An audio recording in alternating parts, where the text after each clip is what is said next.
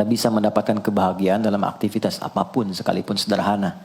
Tapi ketika kebahagiaan itu tidak diiringi dengan ridha Allah, rasanya itu akan selalu sementara. Kita butuh momen-momen baru untuk mendatangkan kebahagiaan itu.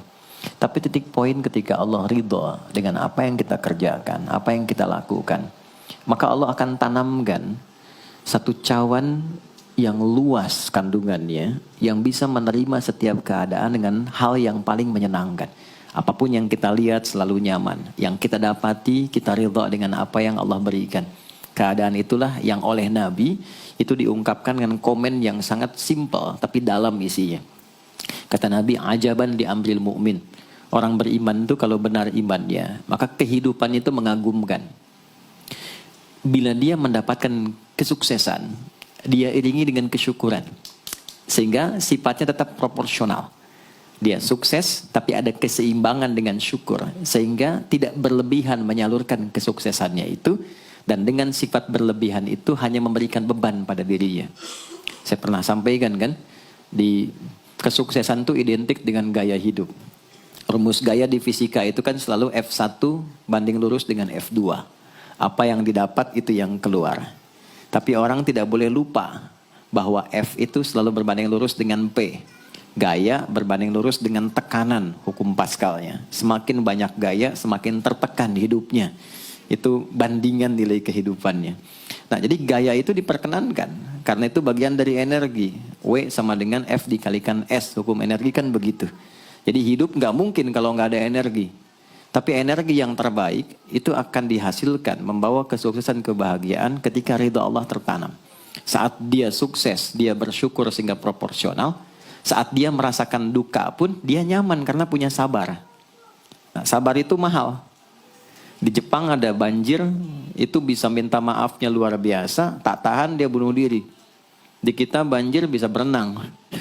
Itu gambaran. Cuma kalau nggak seimbang repot juga. Nah, membangun keseimbangan itu butuh konektivitas yang kuat dengan Allah. Konektivitas itulah yang dalam bahasa agama disebut dengan sholat namanya. Ya. Di pertemuan lalu kita sudah mencakup beberapa bagian dari sholat itu. Tapi saya ingin tekankan sedikit untuk menguatkan. Salat berasal dari kata wasala atau silatun. Dasarnya kata wasala yang berarti terkoneksi dengan kuat. Terhubung dengan erat. Kita pernah dengar istilah silaturahmi kan? Ya kan? Kalau kita kumpul, bahasa kerennya saya mau silaturahmi kan? Tapi goalnya tercapai nggak? Ya, silaturahmi itu kan dari kata silah, terhubung dengan erat, rasa sayang dan perhatian. Sehingga parameternya itu bukan saat datang. Kalau datang kita nyapa, wajar karena orangnya ada. Tapi kalau berpisah kita masih ingat, masih peduli, masih mendoakan, masih ngontak, itulah silah namanya. Di setiap keadaan kita masih terkoneksi. Keadaan kita yang terhubung dengan Allah. Sehingga di setiap tempat kita diperhatikan, di pekerjaan kita dibimbing, di rumah tangga kita diiringi, sehingga semua berjalan mudah dan membahagiakan. Yang melatih kita untuk terkoneksi sehingga nggak putus dengan Allah, itulah yang disebut dengan sholat. Sehingga goal dari sholat itu adalah membangun konektivitas kita dengan Allah yang kuat. Itu yang dimaksud di Quran surah keempat An-Nisa di ayat 103. فَإِذَا قَضَيْتُمُ الصَّلَاةَ maka jika anda telah tuntas mengerjakan sholat, فَاذْكُرُوا اللَّهَ. Ukuran keberhasilan sholat anda itu ketika anda merasakan konektivitas dengan Allah, mulai nyambung. Qiyaman, jalannya ingat Allah. Sehingga kalau orang jalan, bekerja di apapun, saat dia ingat Allah, dia bisa memfungsikan tubuhnya sehingga tidak mengerjakan apa yang Allah tidak sukai. Gak akan mungkin Anda melihat sesuatu yang tidak Allah senangi. Dalam keadaan yang sama Anda ingat Allah. Gak akan mungkin melangkah pada tempat yang salah saat ingat Allah. Dan itu tidak mudah. Karena banyak orang keluar masjid pun setelah selesai sholat masih tertukar sendal. Padahal kalau dia ingat Allah gak mungkin itu terjadi. Itu pelajaran dasarnya. Wa qu'udan wa ala junubikum. Baik itu duduk bahkan sampai berbaring. Ada koneksi. Nah jadi singkatnya, sholat itu semua gerakannya, semua bacaannya, Dari mulai kita bertakbir sampai kita salam, bacaan yang mengiringi, itu bukan sekedar gerakan hampa makna, formalitas kita bergerak dan berakhir, bukan sekedar membaca bacaan yang tidak ada isinya, tapi semua bimbingan bagaimana kita diajarkan langsung oleh Rasulullah bisa mengoneksikan lewat gerakan dan bacaan itu tersambung kepada Allah, sehingga feedbacknya semua apa yang kita bacakan dijawab oleh Allah. Semua gerakan yang kita lakukan ini hakikatnya bimbingan tentang inti kehidupan kita. Jadi di sholat itu ada bacaan, ada gerakan, ada hikmah, ada maknanya semua. Jadi bukan kita takbir begini hampa saja. Tidak. Kenapa mesti begini? Kenapa tangan yang kanan menutup yang kiri? Kenapa bacaannya setelah itu ada iftitah, ada al-fatihah? Itu ada maknanya. Dan dahsyatnya semua profesi-profesi sahabat dan generasi setelahnya yang belajar dengan benar tentang sholat ini, itu semua merubah hidupnya jadi lebih sukses dari apapun yang mereka pilih dalam menjalani hidup. Dan yang paling hebat, itu yang menjadikan Nabi mendapat perintah pertama bukan zakat, bukan haji, bukan umrah, bukan puasa, tapi sholat. Dan perintahnya khusus, spesial, disampaikan dalam peristiwa Isra Mi'raj untuk memberikan pesan begitu tingginya nilai sholat ini untuk kehidupan manusia. Mohon izin maaf bagi teman-teman yang baru bergabung, supaya tidak banyak mengulang, teman-teman bisa cek kembali di pelajaran sebelumnya. Kita kemarin telah selesai di pembahasan iftitah dengan tangan kanan meletakkan di punggung yang kiri, lalu kemudian diletakkan di atas dada seperti ini. Kesimpulannya adalah, saya cepat saja, dari mulai kita bertakbir, kalau ingin terkoneksi dengan Allah, maka fokuskan diri kita untuk tersambung. Buang urusan dunia semua ke belakang. Jangan bawa dalam sholat. Kalau ingin kita tersambung dengan Allah, tepikan yang lain, hadapkan diri kita, pasrahkan. Hanya Allah yang tinggi, yang agung, yang istimewa. Kalimat agung, tinggi, istimewa, itu disebut dengan akbar. Maka kita ucapkan Allahu Akbar. Kita buang semua urusan dunia ke belakang, pasrahkan diri kita, hadirkan sekarang hanya Allah yang agung saja. Itu poinnya. Kenapa problemnya? Tidak sedikit orang sholat itu sulit menemukan kekhusyuan. Karena dia bertakbir masih membawa dunia. Dia tidak sholat dengan memahami gerakan takbirnya. Dia jadikan sebagai formalitas. Apakah benar? Secara fikih benar. Gugur kewajiban, dapat pahala sesuai keikhlasan. Tapi value dari sholat yang mahal itu nggak dapat. Itu poinnya.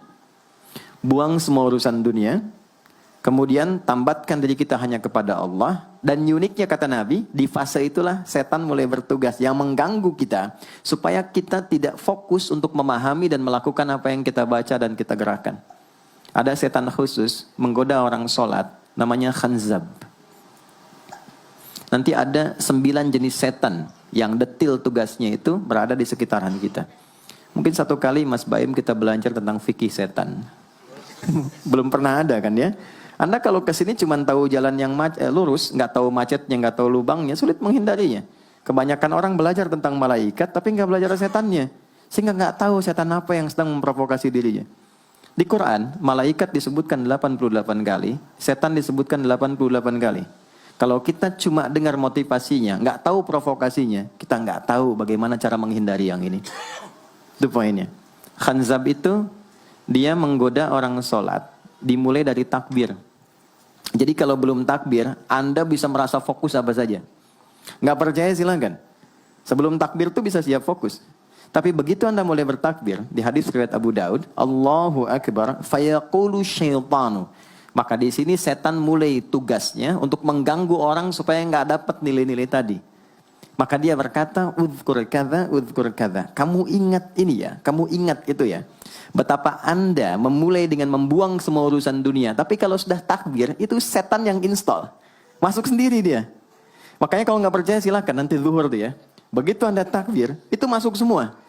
Ingat ini, ingat itu, mobil parkir di mana. Sampai ceramah saya sekarang pun itu akan masuk. Ingat ya, ada setan yang goda. Nah itu setan itu. Itu setan sendiri.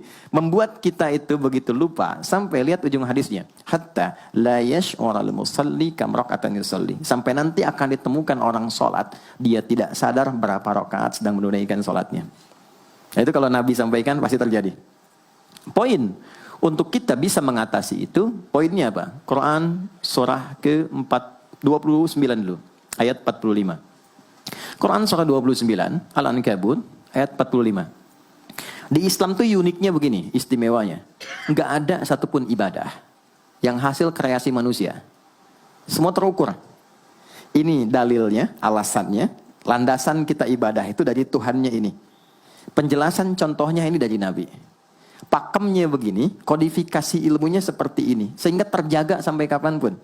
Dan tidak ada satupun yang kita kerjakan dalam ibadah, kecuali semua punya landasan yang kuat. Dan hebatnya diterangkan. Ini caranya, ini bacaannya, ini maksudnya seperti ini hikmahnya. Kenapa Anda begini? Kenapa begitu? Hasilnya apa? Ketika seseorang sedang memulai sholatnya, dari awal dia pengen fokus, tapi ketika dia mulai bertakbir, muncul godaan, maka sebelum sholat ditunaikan, Allah sudah ingatkan, Utlu ma uhya ilaika minal kitab. Utlu itu dari kata tilawah. Artinya baca, pahami, amalkan apa yang telah dipahami itu. Jadi sejatinya sebelum sholat, kata Allah kalau ingin menikmati sholatnya, ingin tahu value dari sholat dan dihasilkan seperti orang dulu meraihnya, maka jangan kita terfokus untuk formalitas saja. Yang penting benar bacaan, takbir sampai salam terjaga. Betul, sekali lagi, itu menggugurkan kewajiban, formulasinya selesai, secara fikih tuntas, tapi hikmah sholat yang tadi itu kita nggak dapat. Maka yang terjadi apa? Baca dulu, tilawah, utlu, baca, pelajari dulu, sebelum sholat. Kemudian pahami, kenapa takbirnya begini? Kita kemarin sudah belajar. Kenapa tangan kanan menutup yang kiri? Apa maksudnya sampai kita diperintahkan sholat? Bagaimana kemudian saat kita baca Al-Fatihah? Kenapa yang dibaca itu? Apa yang jadi bimbingan dari Al-Fatihah untuk kehidupan kita? Kalau sholatnya seperti itu akan merubah hidup kita. Itu langsung Allah sampaikan demikian. Lalu kerjakan, wa aqimis shalah, tunaikan sholat seperti aku tadi isyaratkan, kata Allah. Inna sholata tanha 'anil fahsya wal munkar. Maka jika engkau menunaikannya seperti itu, sholat akan merubah hidupmu. Itu kata Allah tuh. Minimal mendorong kita berbuat jadi lebih baik. Jadi bukan sekedar menjadikan kita pribadi baik, tapi semua yang kita kerjakan menjadi lebih baik. Itu sholat. Itu yang bisa merubah seorang Jundub bin Junadah yang dikenal dengan Abu Dzar Al-Ghifari. Ini teman-teman, kenapa Ghifar itu viral? Ghifar itu adalah desa pembegal. Jadi semua sekampung begal semua. Sekampung. Pimpinannya namanya Jundub bin Junadah. Jundub bin Junadah. Singkatnya masuk Islam. Saat masuk Islam, secara singkat saja, Nabi arahkan, diajarin sholat. Betapa sholat merubah hidup beliau, jadi lebih baik. Kembali ke kampungnya, mengajarkan, singkatnya apa? Madinah heboh dengan kedatangan tapak kaki, yang ternyata itu orang-orang Ghifar. Sekampung kurang lebih masuk Islam, dan berubah jadi orang baik semua. Merubah hidup mereka. Jundub orang sukses, setelah itu jadi ustadz. Ini mungkin yang menginspirasi judul preman jadi ustadz. Ini tadinya pembegal. Pembegal semua. Sekampung sukses, jadi orang baik. Aktivitasnya berubah, lebih berkualitas. Untuk memberikan inspirasi ke generasi masa depan. Bahwa kami dulu pernah begini, dengan sholat kami berubah. Kesuksesan kami raih, maka diviralkanlah nama daerahnya. Tambahkan al di depannya, ujungnya tutup dengan i. Maka dilekatkan nama bekennya, kunyah namanya Abu Dzar. Abu Dzar Al-Ghifari. Al-Ghifari itu untuk memberikan kesan begini. Saya ini dari Ghifar. Itu kampung jelek, desa tempat pembegal, tapi Islam merubah. Saya menjadi lebih baik. Salat mengarahkan saya punya kualitas hidup yang lebih baik. Itu poinnya. Sejak peristiwa itu, orang-orang Islam dari manapun yang bukan Arab, itu selalu melekatkan nama daerahnya untuk mengenalkan. Islam pun sudah sampai ke tempat saya. Buktinya saya menjadi baik. Ada namanya Muhammad, punya bapak namanya Ismail, punya kakek namanya Ibrahim, kakek buyutnya Al-Mughirah, eyang buyutnya Al-Bardizbah, tinggal di kecamatan Ju'fah, kabupatennya Bukhara, provinsinya Khorasan, negaranya Uzbekistan sekarang. Maka karena dari Bukhara, dia kenalkan diri, datang ke daerah Arab, saya dari Bukhara. Rumus yang sama, tambahkan al di depannya, ujungnya i. Maka dia katakan, Ana Al-Bukhari. Itulah Imam Al-Bukhari. Bukan orang Arab. Kita punya guru besar Syekh Nawawi dari Banten. Ana Nawawi Al-Bantani. Ana Ahmad Yasin Al-Padangi. Tapi kesan kota itu untuk menunjukkan Islam telah sampai ke tempat saya dan merubah saya menjadi lebih baik. Kang Baim datang ke Mekah umrah, katakan saya Baim Bong al tanah kusiri. Maka kesan yang dibangun itu telah sampai ke tempat saya, merubah saya lebih baik. Saya Arman al Pondok Indahi misalnya kan, tidak masalah. Itu sah. Dan orang mengenal, oh rupanya Islam telah ke setiap wilayah. Tapi value-nya sampai enggak. Jangan cuma kita katakan saya dari fulan, saya dari tempat A. Poinnya adalah, apa yang merubah engkau dari Islam, menjadikan engkau lebih baik. Jadi kalau ada orang Islam mengaku Muslim, lisannya tidak lebih baik. Maaf sekali, telinganya mendengar tidak yang baik, perilakunya kurang baik, maka dipertanyakan klaim keislamannya. Sudah sejauh mana saya mendapatkan keberkahan dari Islam itu? Itu yang menjadikan kenapa sholat paling pokok dipaksa kita wajib, bukan karena sujud rukuknya. Anda tidak sujud pun tidak akan menurunkan status Allah sebagai Tuhan, tetap Tuhan. Tapi ternyata ada value besar yang dengan kasih Allah diminta kita sholat supaya kita minimal jadi orang baik dan sukses dalam hidup.